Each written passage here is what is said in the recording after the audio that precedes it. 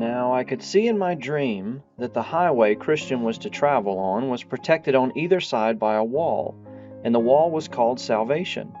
Burdened, Christian began to run up the highway, but not without great difficulty because of the load he was carrying on his back. He ran this way until he came to a place on somewhat higher ground where there stood a cross. A little way down from there was an open grave.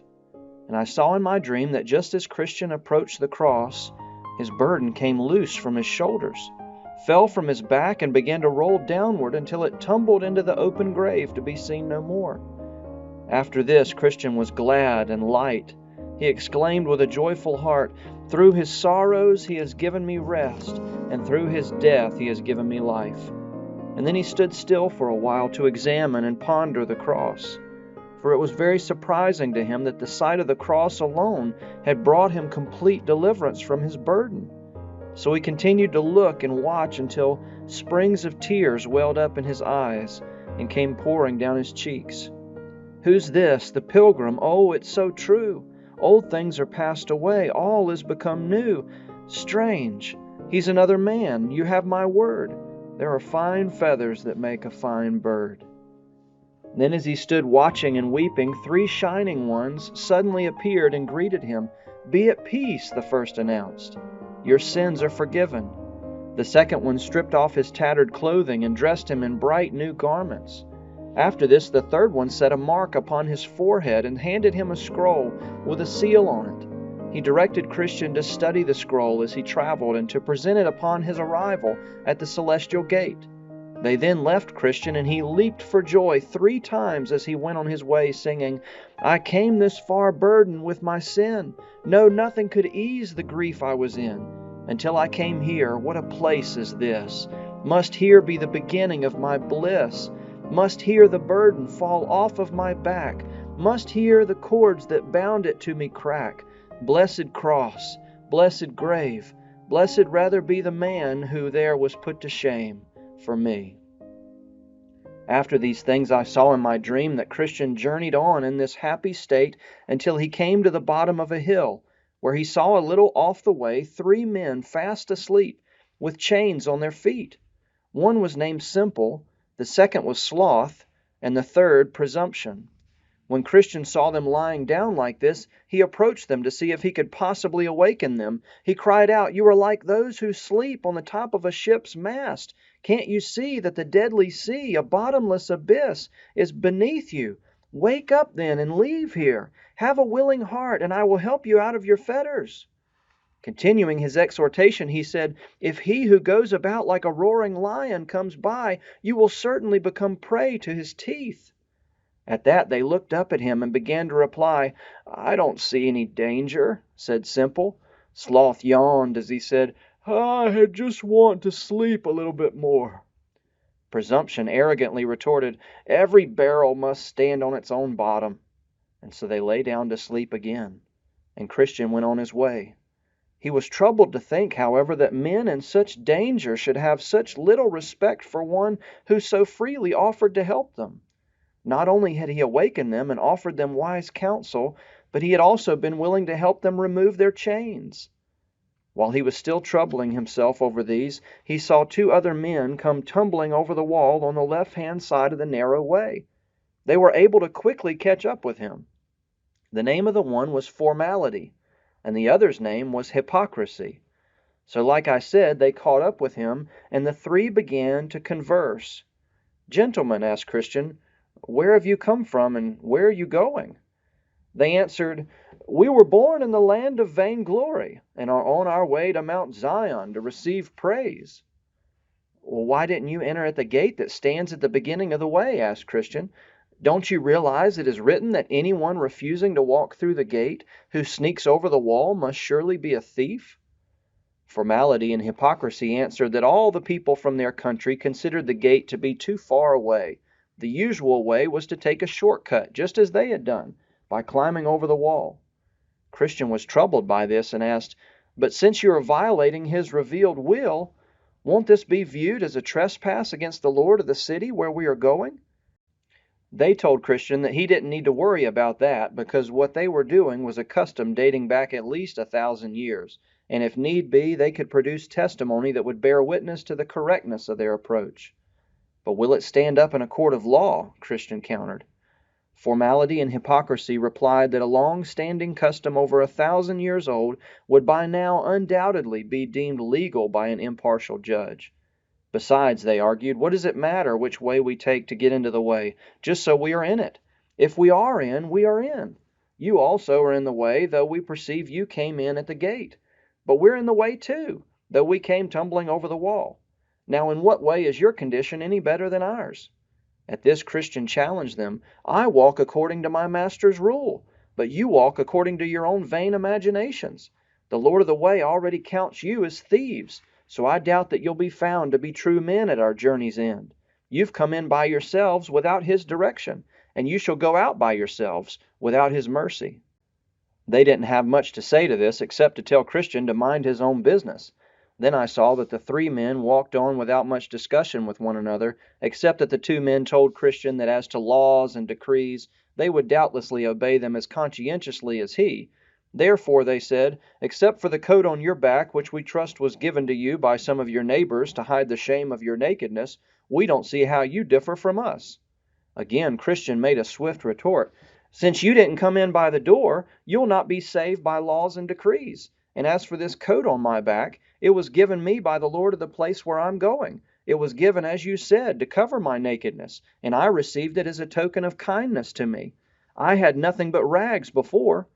Besides this, it encourages me as I journey on.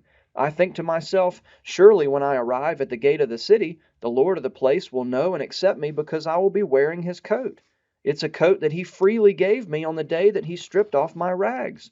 Moreover, I bear a mark on my forehead that perhaps you haven't noticed. One of my Lord's most intimate associates fixed it there on the day that my burden fell from my shoulders. In addition to this, I must tell you that they gave me a scroll that bore a seal to authenticate it. It was given to me to read for encouragement as I journey on the way. They told me also to present it at the celestial gate, to prove that I am to be admitted without question. Though you need these things, I doubt you have them, since you didn't come in at the gate. Formality and hypocrisy had no answer to the things Christian had said. They just looked at each other and laughed. Then I saw that as they continued on their way, Christian went on ahead of the others. He had nothing more to say to them, but spoke to himself, sometimes with sighs and sometimes with words of encouragement. He would often refresh himself by reading from the scroll that one of the shining ones had given him. They all traveled on until they came to the foot of a hill, at the bottom of which was a spring. In that place could be found two other ways besides the one that came straight from the gate. There at the bottom of the hill, one way turned off to the left, and the other way to the right. The narrow way, however, led straight up the side of the hill, which was called Difficulty. Christian went to the spring and drank from it to refresh himself. Then he began to move up the hill, saying, The hill, though high, I desire to ascend. The difficulty will not me offend. For I perceive the way to life lies here. Come, be strong, heart, neither faint nor fear. Better through difficult the way right to go, than wrong though easy where the end is woe. The other two also came to the foot of the hill. However, when they saw that the hill was steep and high, and that there were two other ways to go, they supposed that the three ways might once again converge on the other side of the hill. Therefore they resolved to go to the two other ways. The name of one way was Danger, and the name of the other was Destruction. So one man took Danger and was led into a giant forest. The other went straight up the way to Destruction, and was led into a vast field full of dark mountains, where he stumbled and fell to rise no more. Shall they who begin wrongly rightly end? Shall they have safety at all for their friend? No, no, in headstrong manner they first set out, and headlong they will fall in the end, no doubt. After this I looked for Christian and saw him going up the hill. I could see his pace slow from running to walking, and then from walking to crawling on his hands and knees, because the hill was so steep. Now about halfway up the hill was a pleasant arbor, a resting place made by the Lord of the hill, to refresh weary travelers. When Christian got there, he sat down to rest. Then he pulled out his scroll from where he kept it hidden in his coat next to his heart. He read from it for encouragement. He also looked over the bright new garments that were given to him when he stood at the cross. After relaxing for a while, he began to doze and was soon fast asleep. He was detained by his sleep until almost nightfall, and as he slept, the scroll fell out of his hand. As he was sleeping, someone came and woke him up, saying, "Take a lesson from the ants, you lazy fellow. Learn from their ways and be wise." Upon hearing this, Christian suddenly leaped up and hurried on his way, traveling swiftly until he came to the top of the hill. Now when he had reached the top, two men came running hurriedly to meet him. The name of one was Timorous and the other Mistrust. Christian asked, "Sirs, what is the matter? You're running the wrong way." Timorous answered that they'd been going to the city of Zion, but had gotten past this difficult place. "But," he said, "the farther we go, the more danger we meet. Therefore we've turned around and are going back again." "Yes," said Mistrust, "for just ahead of us we saw a couple of lions lying in the way. We don't know whether they are asleep or awake, but we couldn't help but think that if we came within their reach, they would immediately tear us to pieces." "You're scaring me," said Christian, "but where shall I run for safety? If I go back to my own country, which is awaiting fire and brimstone, I will certainly perish there. If I can get to the celestial city, I'm sure to find safety there. I must take the risk. To go back is nothing but death. To go forward is fear of death. But beyond that lies everlasting life. I will continue to go forward." So Mistrust and Timorous ran down the hill, and Christian went on his way up. Reflecting on what he had heard from the men, however, he felt a need to find comfort by reading from his scroll. He reached into his coat to find the scroll, but it was gone. At this, Christian became deeply distressed and didn't know what to do. He knew that he needed the scroll for encouragement and also to use as his pass into the celestial city.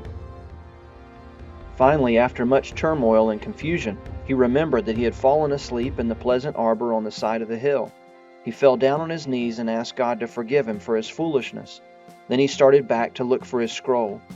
But who could sufficiently express the sorrow in Christian's heart as he journeyed all the way back? Sometimes he sighed, sometimes he cried, and often he chided himself for being so foolish as to fall asleep in the place that was erected only for a little refreshment from his weariness.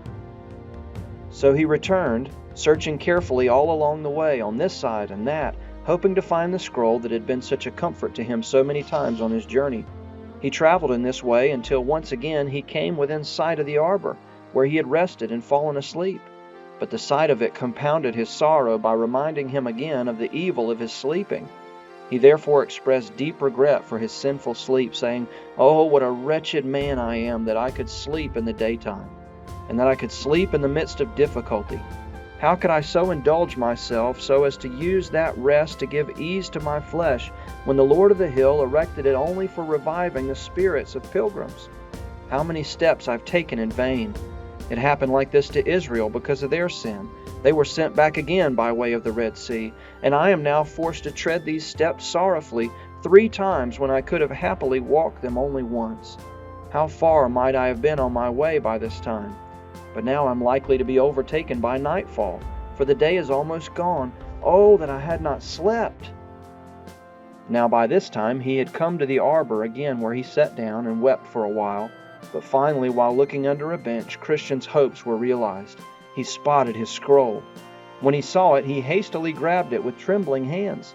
How can one describe how joyful Christian was when he had found his scroll again? For this scroll gave him the assurance of eternal life, and meant acceptance into the celestial city. Therefore he held it close to his heart, and gave thanks to God for directing his eye to the place where it lay. Then with joy and tears he committed himself once again to his journey, and oh, how swiftly he went up the rest of the hill. Yet before he reached the top of the hill, the sun went down on Christian. This made him again remember the stupidity of his slumbering, and once more he began to lament, "Oh, you sinful sleep! Because of you I will probably have to travel at night. I must walk without the sun and with only darkness covering the path for my feet. And I will have to listen to the sounds of the sad creatures of the night. All this because of my sinful sleep." Then he remembered the story that Mistrust and Timorous had told him, how they were frightened by the sight of the lions. He thought, these beasts roam about in the night for their prey, and if they should meet up with me in the dark, how would I be able to get them out of my way? How would I escape from being torn to pieces by them? He walked on in this way, but while he was still lamenting his foolish mistake, he looked up and saw a stately palace ahead of him, beside the highway. Its name was Beautiful. So I saw in my dream that Christian moved quickly toward it, hoping to find lodging there. Before he had gone far, he entered a narrow pass which was about 200 yards from the gatekeeper's lodge. But then he saw 2 lions. Now he thought, I can see the dangers that drove mistrust and timorous away. The lions were chained, but he was unable to see the chains. He became very frightened and considered turning back to catch up with the others, for all he could see was death lurking in front of him. But the gatekeeper at the lodge, whose name was Watchful, perceived that Christian had come to a halt, as if he would turn back. Calling to him, Watchful said, "Are you so weak and timid? Don't be afraid of the lions, for they are chained and have been placed there for a test of faith, to distinguish those who have it from those who do not. Keep to the middle of the path, and you will not be hurt." Difficult is behind, fear is before. He is now up the hill, but lions do roar. A Christian is never for long at ease. When one's fright is gone, another will him seize. Then I saw that he moved on, trembling in fear of the lions, but heeding Watchful's advice.